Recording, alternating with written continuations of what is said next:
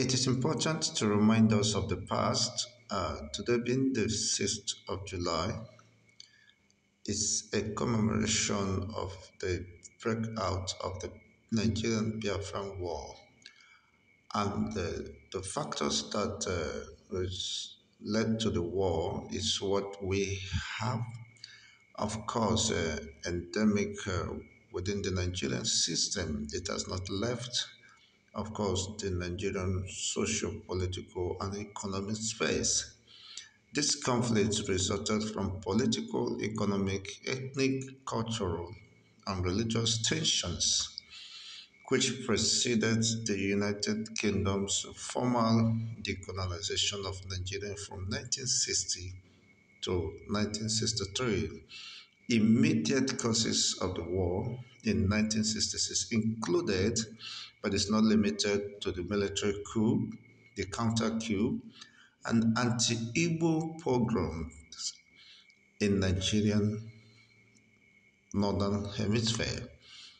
This is to say that immediately, of course, the northern hemisphere begin to kill, or the northern people begin to slaughter and massacre the Igbos recklessly. Of course, the Igbos has to call the attention of the North, but when it persisted uh, without any caution, of course, the Igbos lost several, not less than 30,000 of their people within the North, which, of course, they have to decide that if they are no longer safe or secured within the Nigerian project, and as such should seek for their self independence from the Nigerian state. This is to remind us the state called Nigeria was a conglomeration of different nationalities or nations that was brought about, of course, to serve the British interests during the amalgamation of the South and the Northern Protectorate. It was never intended to promote coexistence and enhance humanity, but it was meant to serve British interests. And this resulted to conflicts in political and imbalance in the economy and ethnic bigotry and rivals, of course, using religious instruments to oppress and oppose certain people who is perceived not to be in tandem with the provisions, or who the British thought would, of course, jeopardize their business interests in Nigerian state. It's quite unfortunate indeed that after more than 50 years of this bloody massacre, Nigeria has not recovered itself either.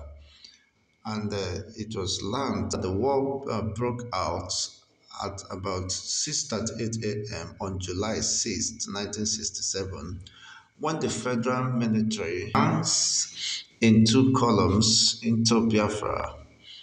It was Lieutenant Gado Nasco who fired the first artillery shot in Galkim, present day of Cross River State. You see, the declaration of war against the Biafran state was done by the Nigerian state, and after the declaration of state of independent state of Biafra by the then Chukwemeka Ojukwu, and which is quite unfortunate because it's the fundamental issues that needed to be addressed to stop that war has not been yet addressed even after the bloody experience, and it's quite unfortunate. We have to remind ourselves the past because if you don't know what is your past, you may not know where you're heading to or the extent of advancement possibly you have made. But to this end, we are still trapped in this quagmire and in the wheel of retrogression as far as Nigeria is concerned. Nigerians government has not been able to foster coexistence, harmony across the ethnic nationalities, and the imbalance in the system in the social, political, and economic space has not been addressed. They are still haunting the Nigerian state, and that is the result of the height of insecurity and killings, of course, across the length and breadth of this country. It is quite unfortunate. But then the Biafran soldiers have to march, of course, in defense of their liberty, in defense of their territorial integrity, and of course their own people. Although Biafran children were starved to death in the mass famine that was caused by the Nigerian blockade of the Biafran, of course, makeshift airport in Calabar, which was delivering international humanitarian aid to Biafrans during the war, which is on a crime, a war crime, and which unfortunately is not yet addressed, and the perpetrators or culprits have not been brought to book 50 years after this pogrom or genocidal war. And it is a war crime to deny children, of course, the source of sustenance by intentionally and premeditated actions. It's quite unfortunate. We are yet trapped in this mess after 50 something years down the line. Where do we go from here? Or do we have to, the history has to repeat itself before we learn from the mistakes of the past? That becomes, of course, the endless rhetorics, especially the political class, the ruling class, seems not to be familiar with the current realities and learning lessons from the past. It is quite unfortunate that Nigeria might plunge into another bloody, more devastating war if the political ruling class do not, of course, restrain themselves and do what is needful, especially this moment that the entire country is in tension because of misabuse of power and privilege. And there is disparity, great disparity between different ethnic nationalities. And people are not faring better either after the Civil War. Not even those who believe they won the war, but in reality has lost the peace even in their own region. Yes, the war was fought within the southeastern region of present time, but today those who fought the war has lost the peace in their own region, and this is quite sad indeed because there's no sense of commitment and sincerity in promoting unity and coexistence. Those who preach peace, honestly, ended up aggravating the situation. It is quite unfortunate then, but we are in the same mess today. Going by what is happening today, you will clearly understand that there are more grievous consequences more than what led to the breakout of the Nigerian Biafran War. We have surpassed the thresholds or the limit to what we could contend, and possibly any moment from now, if caution is thrown to air, Nigeria might be on the path of another civil war.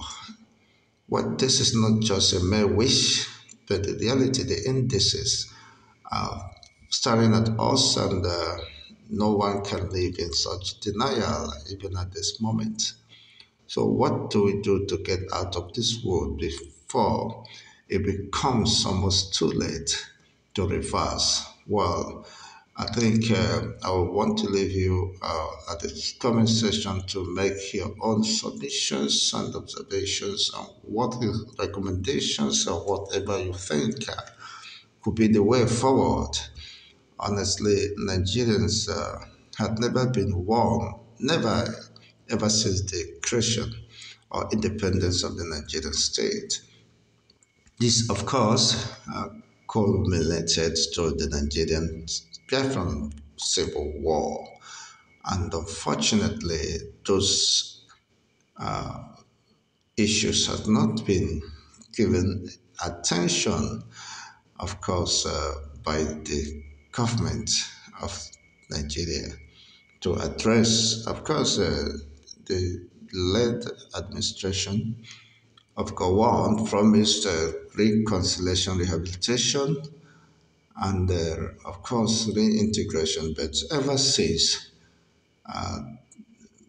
the eastern region has been more battered than ever before. And this is not just the eastern region now. Even the north, of course, has become a theater of war. And there has not been peace, relative peace within the northern hemisphere. Not, of course, the South has ever enjoyed same. It is quite unfortunate who is really losing the war and who is winning the war. For this, of course, reason there have been recent renewed agitation for the secession of the sovereignty of Biafra or the restoration of the Biafran state that was interrupted in 15th of January 1970. And of course, the Yoruba nation has joined in this agitation, calling for the secession of the Yoruba nationality from the Nigerian project. It appears that more momentum has been gathered towards the dissolution of the Nigerian state. And who could save us from this impending calamity or doom? While only time will reveal how far this can be sustained, whether Nigerian, of course, entity will remain as one becomes, of course, the most speculative interest as it borders on the unity and coexistence of the Nigerian state. Most people are now losing interest in what is called the Nigerian system. And this, of course, has fueled so many dissatisfactions and, of course, a condemnation on what Nigeria represents. And it's quite unfortunate, especially that the leader of the indigenous people of Biafra has been incarcerated, which has been considered to be ethnic profiling or intimidation by those concerned. And the people has not, of course, accepted that. And to this end, there have been several calls and civil disobedience, which possibly has gained more momentum. We are not, of course, forgetting the past, but when we fail to learn from history, history, of course, is bound to repeat itself, but then it might be in a different momentum or unimaginable dimension that could be more different, of course, from what is experienced in the past. Well, let's continue to keep you abreast as we leave you with your own observation via the comment section. Let's know what is in your mind and how you think we can navigate through this. Could the only solution be the dissolution of the Biafran, I mean Nigerian state, for as many as have queued, that is the only way, which of course with the foregoing would not in any way hesitate, of course, or disagree with those who believe that Nigeria is not working for them. And as such, it is within their rights to call for self determination as the fundamental human right. Of course, to make choice of their political future and affiliation, and the best way to preserve their cultural heritage. Thank you for listening. Until we come your way the next edition.